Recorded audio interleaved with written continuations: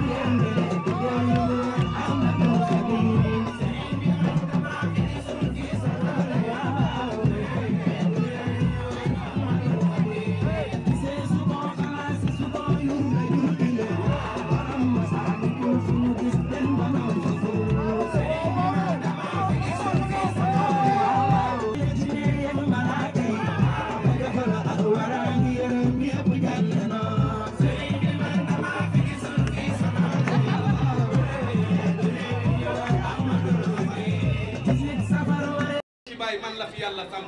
ci kër Adja Maam Ken Gueye ma jël doomam mu nekk sama soxna ma am ak moom njaboot ma nekk fi ak ñoom Haaj Jóob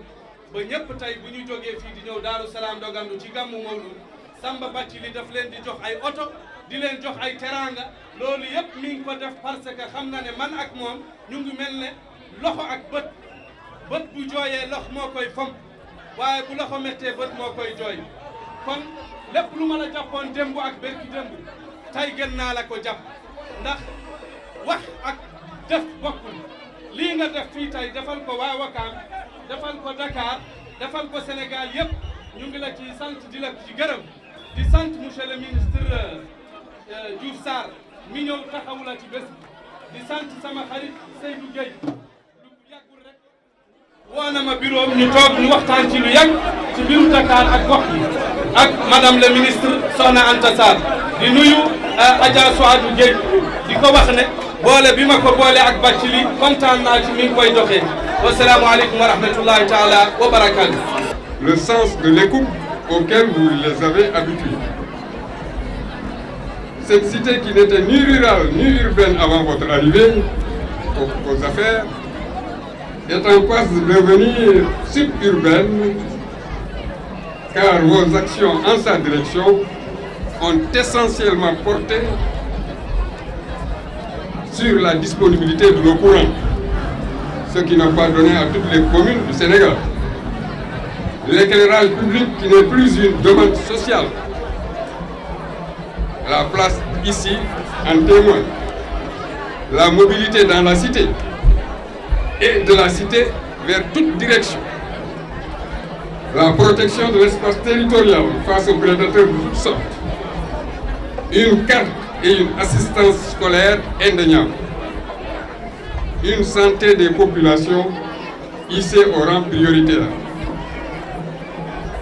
À cet égard, je voudrais vous faire observer que le personnel de santé du poste de santé de la cité Avion a remarquablement rempli ses devoirs face au droit à la santé de nos populations. Monsieur le maire, au regard de cette esquisse que j'ai voulu limitative pour ne pas abuser du temps de vos invités, la population de la cité Avion, pour le bien de celle-ci, vous réinvestit et s'engage à vous réélire en janvier prochain, Inch'Allah. Vive le maire Samba Bathily Diallo, dit Samba Wakam, vive la cité Avion, vive Wakam. Je vous remercie. Tay damay wax ci li nga xamantene moy cité Avion. Ku nek xam na ne ñun dañoo ànd ak monsieur le maire di ko liggéeyal fii ci biir cité Avion depuis 2009 ba tey ñu ngi ànd ak moom xool ñu gauche xool ñu droite façon leader bu nekk seet si nañu wax ak ñun mais ñun dañu ànd ak moom parce que moom xam nañ ne moom mooy étoile polaire bu leeralul dara du leer. ma leen di fàttali en 2009 maire bi fi nekkoon promettre na waa cité Avion poste de santé ñu gis mu indi fi ay matériel lu ñu mel ni suuf béton fer brique mais bi ñu demee en 2014 bi mu xamee ne dañ koo gagné ci ëllëg si la ñu ñëw jël lépp loo xam ne dañ ko indi woon fii loolu rek muy wane ne ñoom parewuñu pour liggéey li nga xamante ne mooy cité Avion. En 2014 suñu papa bi mu gagné mu ne waa cité Avion dinaa leen fi defal li nga xamante ne mooy infirmerie pour ñu fi mën a def suñuy premiers soins ñu wër li nga xamante ne mooy local bi ñu wëree local amuñu ñu gis kër boo xamante ne moom la ñu joxoon mu jël ko di fay pour que nit ñi mën fa nekk di fa faju tey yàlla def mu indi li nga xamante ne mooy poste de santé R+2. sax espace bi moo xaw a ndaw waaye bu yaatu woon gëm naa ni hôpital la koy def fi nga xamante ne tey fii la ñuy defee événement bi muy terrain football bi ñun ñuy dëkk cité Avion ñun ñëpp xamoon nañ ne fii mbalit moo fi amoon maire yónnee fi ndaraan ñu dindi mbalit ba nga xamante ne tey def nañ ko terrain ñu mën fi football ASC bi mën fi football ba tey fii nga xamante ne mooy bayal bi nawet su ñëwee ñun ñëpp xam nañ ne fii ndox bi jógee biir dëkk ba yëpp fii lay ñëw waaye bu ñëwee à la minute ñu pompé ko ndox bi dem monsieur le maire jël ay pompe jox ñu jël waa sapeur indi leen fi ñu fiy fanaan matin midi soir pour que cité Avion du am ndox ku xool ren ci nawet bi Sénégal tudd nañ fépp inondation ba mu des Wakam cité Avion. li ma fi waxoon ci législative yi laay waxaat monsieur le ministre Diouf Sarr Samba Bathily Diallo SBD Samba c'est le sauveur B Benno Bokk Yaakaar Diallo à Dakar merci je vous remercie. monsieur le ministre li nga ñu defal macha allah ñoo ngi lay sant bu baax a baax boo demee nga jottali monsieur le président de la république ne ko am nga compagnon bu fidèle am nga compagnon bu engagé am nga compagnon boo xam ne population yi dañ ko bëgg. moo dina jigéenu cité Avion dañu constituer en association di cotiser di def ay conférence ba tabax benn poste de consultation ba ñu soxlee espace ba maire mii moo ñu dimbale jàppale ñu luyee ñu parce que infirmerie bii di fonctionner actuellement ba mu fa jógee mu ne ñu dinaa leen tabaxal poste de santé mooy poste de santé bii mu ngi nii nekk R+2 donc loolu amuñu fayam monsieur le maire. may gërëm bu baax sama nit yi di samay nit yu bopp ma siy lim ku mel ni Massamba Gueye ku mel ni Alassane Faye ñu yóbbaaleel ma ñëpp may nuyu ci APR monsieur le ministre nit yoo xam ne saa yu président joxee ndigal pour ma jiite fii dañuy ànd ak man ma siy wax Amadou Ly di ci tudd Mbose Gueye mënuma bañ a def loolu ndax législatif ba tey ñu jëm ci local yi saa yu président joxee ndigal ñoom nañu bootu sama ginnaaw te nag ay intellectuel la kii professeur d'université la kële ingénieur maa ngi leen di sant bu baax maa ngi leen di gërëm bu baax ma ñëw si waa cité avion amuñu seen fay tonton Sada maa ngi lay gërëm bu baax a baax yow yax ñi nga àndal ñëpp guddi bëccëg fu ne ngeen di dugg ngir bu le 23 ñu am ndam yow yax délégué de quartier yëpp ndax yaay le coordonnateur des délégués de quartier de la cité avion maa ngi leen di sant maa ngi leen di gërëm maa ngi gërëm nag militant ak responsable lu cité avion yëpp SMS Serigne Mouhamadou Sarr ñëwal fii dinañ la sant dinañ la gërëm Amadou Diallo ñëwal fii damay jël si ñii rek symboliquement waaye ñii suñu taxawee Baye Góor gi jël na parole léegi Thiaw jël na parole léegi Jiba ñëwal nga taxaw fii Mbaye ja ñëwal ndax li may def dafa am solo El Hadj ñëwal fii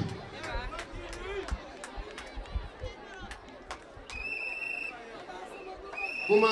fàtte rek mu baal ma yéen ñii monsieur le ministre ñoo jiite fii dañu bàyyi seen bopp ne buñ leen investir nañ satisfaire alliés yi nañ satisfaire ñi nekk ci cité yi Ismaïla yéegal ñii nga xamante ne ñëpp buñ leen dugalee ci liste bi mën nañ am ndam ñu ne ñoom nañ leen génn nañ dugal yaatal ci liste bi kuy APR te ñëw toppat suñu ginnaaw yaa ngi ci biir kuy allié te ñëw toppat suñu ginnaaw yaa ngi ci biir ñii majoritaire lañ ne ñeneen ñu des leen ci proportionnel bi ci 10 premiers parce que kenn duñu gën a baax yéen ñii maa ngi leen di sant bu baax maa ngi leen di gërëm bu baax derrière chaque travail y a des grands hommes yéen yéenay nit yi nga xamante ne mënu ma leen xam ma leen di wax ne nag le combat ne fait que commencer cité avion kii topp sama ginnaaw si yéen la bokk muy Penda Diène xale la jigéen la bu ñu ko jëlee honneur lañ jox cité avion ndax xam nañ li cité avion di représenté ci biir Ouakam kii bi ñu paree jigéen bii ci toppaat Tabara Mbeng cité avion fii la dëkkaat bi ñu ci paree keneen ki ci toppaat muy jigéen waat Awa Sow la fii la dëkk aussi ci góor ñi 3e position sur la liste majoritaire cité avion la dëkk mooy Massamba Gueye am na ñeneen Thiaw mu ngi ci biir liste bi Marème Diouk mu ngi ci biir liste bi ñeneen ak ñeneen ñu ngi ci biir liste bi Boura représenté communauté Pël Fuuta yi mu ngi ci biir liste bi cité avion kon ñun desal ñu leen dara waaye nag balaa maa tëj ngërëm yi damay gërëm bu baax sama mag sama xarit ñu bokk benn fi ñu ne muy le ministre Serigne Mbacké Ndiaye. yow Serigne Mbacké xam nga luy mbokk xam nga sansu mbokk yow loo am jombul ñun ñi xamuñu ne Serigne Mbacké Ndiaye Abi Diallo mii ko jur ak Ngagne Diallo mii ma jur ñoo bokk ndey ak baay. Abi Diallo mii ko jur ak Ngagne Diallo mii ma jur ñoo bokk ndey ak baay muy sama cousin di sama jàmm. gis naa coono yi nga daj yëpp sa bëgg ci Abdoulaye Diouf Sarr bi ñëpp ragalee yaa nekk ci plateau li nga war a def yëpp nga koy def sa xol dina la fay yow bu la kenn fayul sax doo torox yow da nga am ñaanu wéjur da nga am ñaan bu jiitu sa juddu muy sa ñaanu sëriñ sa kuréel kontaan nañ trop ci yow mbokk lii rek lay jar may gërëm sama doom Amadou Ndiaye il est à l'ombre du feeñ lépp moo koy def bu paree effacé wu tey gërëm rek la sant rek la ndax lii yombul monsieur le ministre fii tey dafa xat ñu guddee moo tax gisuloo jigéen ñi ñoo jënd seen tissu ci seen poosu bopp nuraale ko ñu ngi nii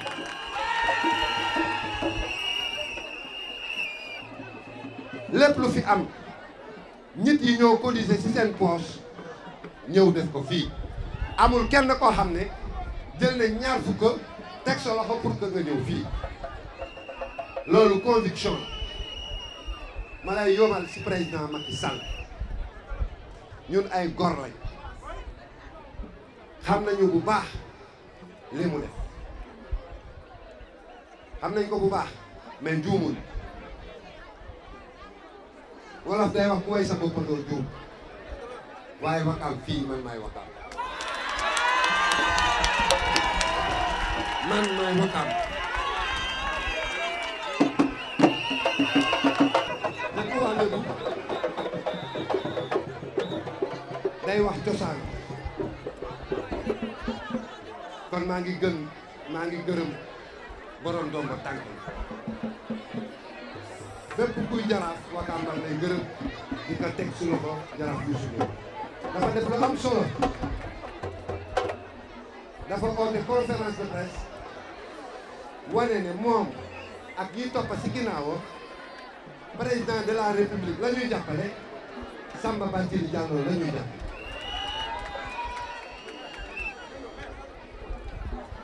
jaraaf yu ñëw na fi sànq mais tey dañ am seen carnaval bu Cap-Vert mais ñëw na ba si tànk bi delluwaat ñu jéggal ko aussi ndax loolu it farata monsieur le ministre gis nga Wakaam fii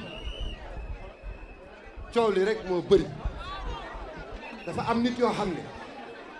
bu internet amul woon duñu teg bu internet amul woon duñu teg yore sa internet di wax lu la neex loolu yomb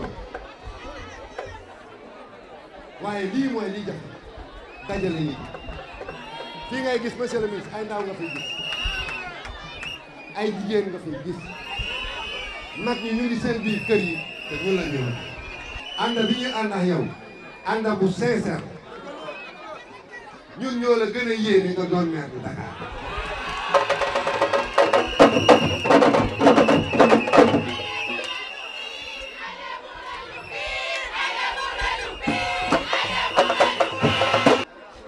dañu wax derrière chaque grand homme y a une grande dame man nag de grande dame la ñu ndax dama bëri soxla ndax taalibe Sëriñ Tuubaa la te ñun murid yi dañu bëri soxla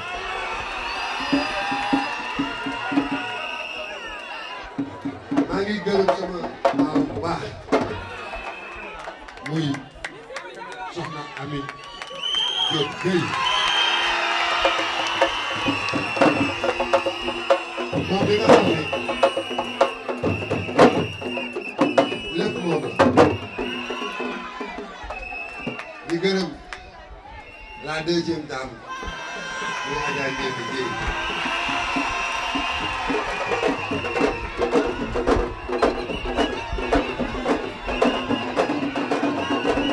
maa ngi gërëm sama troisième dame muy Ndeya Faye gis nga monsieur le ministre lii lañ leen ma ne gis nga lii lañ leen ma ne am soxna yu bëri te soxna yi kenn du la merci réew mi Macky mooy ki ko moom Wakam Samba Bathily Diallo mooy ki ko moom jërëjëf Wakam Samba Bathily mooy ki ko moom Dakar Abdoulaye Diouf Sarr mooy ki ko moom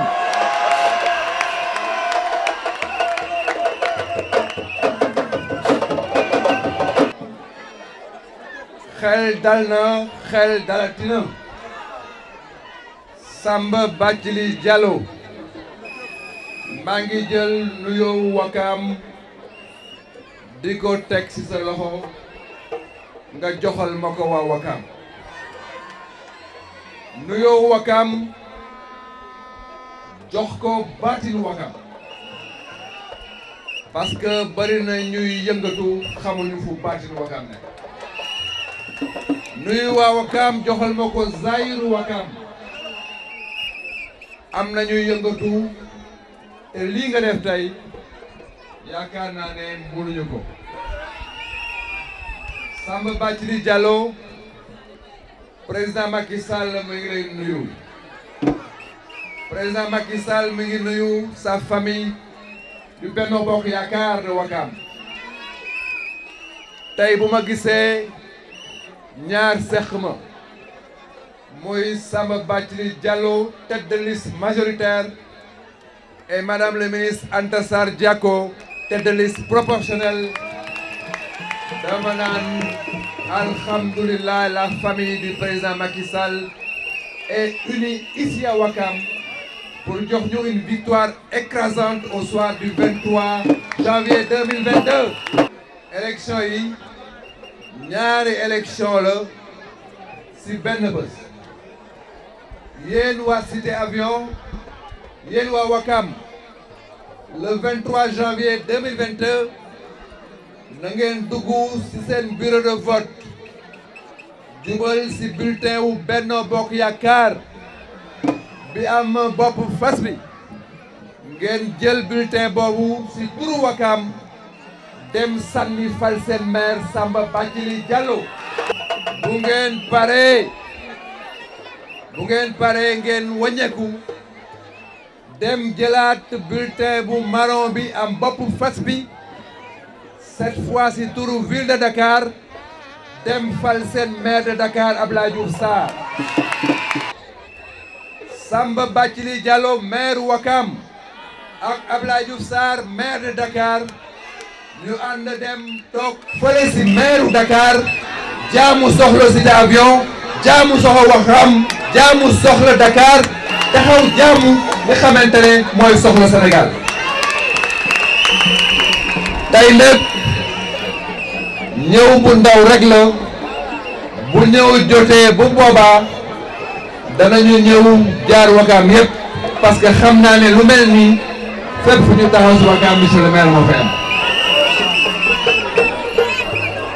fële ci Mermoz am na benn candidat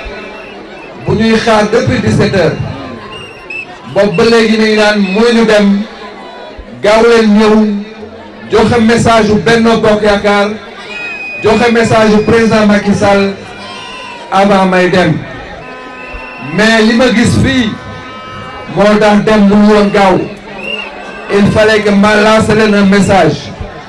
la victoire inchallah est déjà acquise ma bëgg ma bëgg borom garan bi lay waxal ma bëgg nga ne ma ëpp na mbërëm doomi ñay ëpp na mbërëm loolu